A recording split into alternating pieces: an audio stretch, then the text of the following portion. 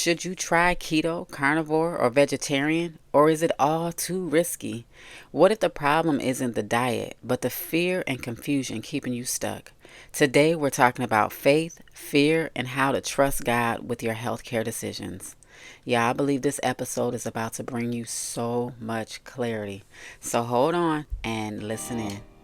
If you're tired of sugar cravings, brain fog, fatigue, and all the conflicting health and diet advice, and you just want to know what's happening inside of your body, you're in the right place. I'm Tashawn Davis, holistic health coach, registered nurse, and metabolic health educator. I help you break sugar cravings through balanced blood sugar so you can take your health back naturally. So grab your favorite sugar-free drink, pop in those earbuds, and let's learn how to work with our body and not against it. Hey, Healthy Warrior. I just wanted to remind you I have a Facebook group. It's called Health Beyond Weight Loss, Metabolic Health, and Insulin Resistance, where we share wins, recipes, and challenges. I hope to see you over there. Before we jump in, I want to take time to thank someone who left a beautiful review. Valley Jean 88 says, I heard you on the Sugar Free Man. Now I'm following you everywhere. Thank you for breaking it down so easily. Valley Jean, I thank you. That truly means the world to me. This is exactly why I do what I do. And this ties directly in with today's episode because most people are not lacking effort, they're lacking clarity. We have too much information, too many voices saying, this will kill you, this will give you a heart attack. We have too many opinions. And yet we're still getting worse. We have followed the advice, decrease your fat, decrease your protein, decrease your cholesterol intake, yet we're still finding more and more dialysis centers on every corner and more endocrinologists and cardiologists opening up their practices and being full. This cannot be so, y'all. We follow the advice and we're getting sicker. So what do you do when you don't know what to do? If you are a person of faith, God is not the author of confusion. So we pray first. Faith is not blind. Faith seeks understanding. So in all of our getting, we need to get this understanding. We need to find out what is really going on. And physiology can tell a story that many influencers, doctors, and even your nurses can't tell you. We need to get the truth. Now let me show you what this looks like in real life. I had a client. Her name is Lucy. When we started, she believed that vegetarian or pescatarian was the best option for her. And she had been trying this for years. And to her dissatisfaction, she went into 2 diabetic ketoacidosis episodes, meaning she almost died twice because she was following this diet without understanding. She began to know that something was not right. She realized this isn't working, and after trying so many things, she met me. And after a 15-minute consultation, she made a decision. I'm going to try something different. And she chose to work with me, and she released it to God. And when I spoke to her, the Lord told me that He would accelerate her healing. In this time frame of working with me, her A1C dropped from 11.9 to 6.9, and we're still working to get it down lower to reversing this type 2 diabetes, which is possible. Her vision improved. She had diabetic neuropathy. That was one of the first things that she said changed, y'all. Her feeling returned to her feet, and not in a tingling, burning way. Her vision improved, and even her teeth stopped hurting. So many things. So that's what it looks like when you do something that God has told you, try it after consulting with Him, and then you go ahead and you bless it and you release it. God is the author of your story. If you're going to decide to do something, we do it, we bless it, and release it. And Lucy's story is one of those that says, I'm going to do this, God. We have to have the faith to believe that God will partner with us and He will warn us or tell us if what we're doing, if we're on the wrong track. So let's bring this back to you. You already know what to do, but fear has been louder than clarity. What if keto hurts me? What if I do the wrong thing? But what if God is just asking you to try? Now let's break this down. What is actually happening in your body when you go into ketosis, when you try keto? Keto is not a diet, it's a lifestyle. And you can really do it with any diet. You can be a Mediterranean keto, you could be a vegetarian keto, a pescatarian keto, whatever it means. But the main thing that you need to know is keto is simply switching your body from burning sugar to burning fat for fuel. And this is called ketones. That's where you get the name from. Now, here's the key. Carbohydrates break down into sugar, no matter the source.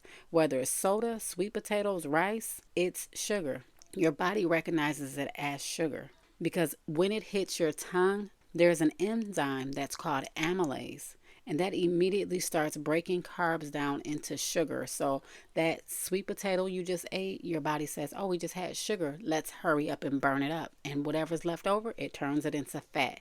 And a lot of times it's stored behind your liver. And we talked about fatty liver. This is the mechanism. In order to get into ketosis, you go under 50 grams of carbs per day.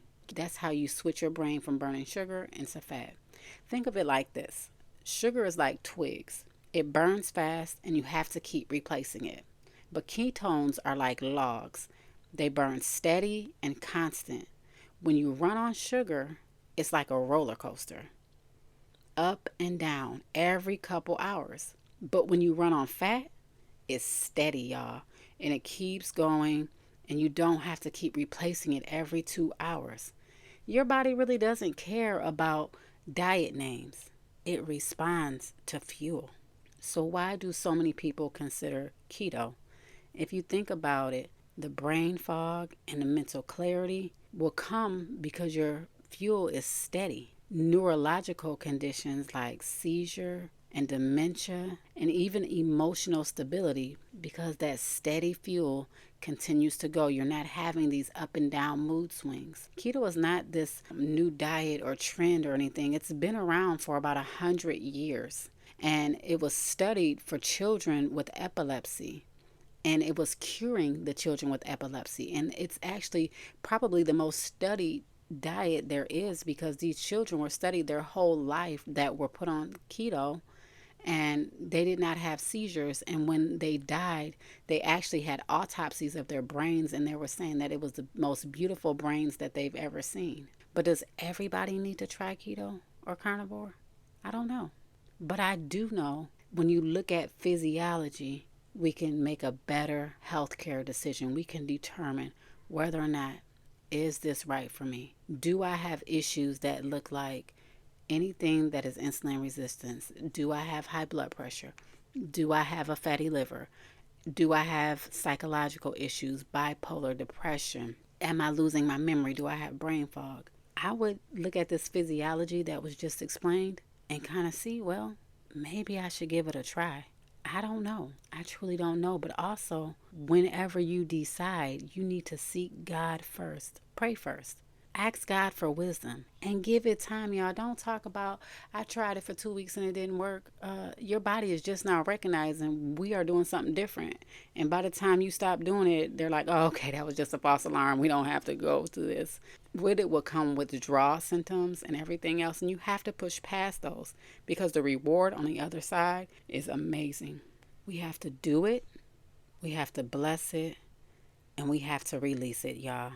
If y'all want to see Lucy's testimony, we just did an interview with her on the radio station that I'm on every Tuesday from 4 to 5, crrnetworkinc.com. And on Health Beyond Weight Loss, the Facebook group that I have, you can find me interviewing her there. It's a beautiful testimony. She has so much more that I could have said, but it's a live in-person interview. So hop on over there and join us on our Facebook group, Health Beyond Weight Loss. And if you want to work with me one-on-one, www.writethevision22.com. See how you can book a 15-minute call. And stay tuned for the next episode, because our next episode, you will learn about Bruce and his testimony and how he came off of oxygen, how his liver improved, and so many more things. So stay tuned. God bless. Alrighty, my friend, if this episode has helped you understand your body a little bit better and helped you have the confidence to make better informed healthcare decisions, share it with someone you know who may be struggling with sugar cravings, brain fog, or fatigue, because they may not even realize that blood sugar could be the reason. And also leave a review because it really helps more people find this. Remember, the goal is to reverse 1 million type 2 diabetes in my lifetime. And as always, I want to remind you the harvest is plentiful, but the laborers are few. And some people are fighting every day just to have the health and energy to live their everyday life that they were called to live. So I am praying for your health. I am praying for your strength. And I'll see you in the next episode.